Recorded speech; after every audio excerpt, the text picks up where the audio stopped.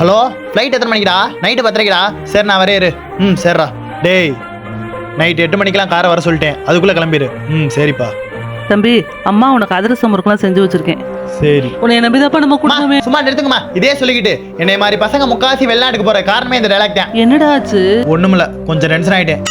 என்னை நம்பிதான் இந்த குடும்பமே இருக்கு, அதானே? ஆமா. சொல்லிட்டீங்களே, சரி விடுங்க. நம்மளையும் ஃபாரின் போக வச்சிட்டாங்களே. டேய், ஏன்டா வருத்தப்படுற? வெறும் 3 வருஷம் கஷ்டப்படு, அப்புறம் நம்ம ஊர்லயே ஜாலியா இருக்கலாம். அதுவும் சரிதான். சரிப்பா. 3 வருஷம்னு சொல்லி 30 வருஷம் உட்கார வச்சிட்டாங்களே. மயனே, என்னன்னாலும் சரி, வெளிநாடு மட்டும் வந்துடாத. ஏன்பா 3 வருஷம் கஷ்டப்பட்டா செட்டில் ஆயிடலாம்னு தாத்தா சொன்னாரு. யாரு? அவரா? ஐயோ, இவனையும் விட்டு வைக்கல. தம்பி, நீ வெளிநாட்டுக்கு போனதாப்பா நம்ம குடும்பமே எந்திரிக்கும். ஆமா, நான் போனா எந்திரிக்கும், நீங்களாம் போனா படுத்துரும். என்ன மாறினாலும் இந்த டைலாக் மாற மாட்டீங்களே.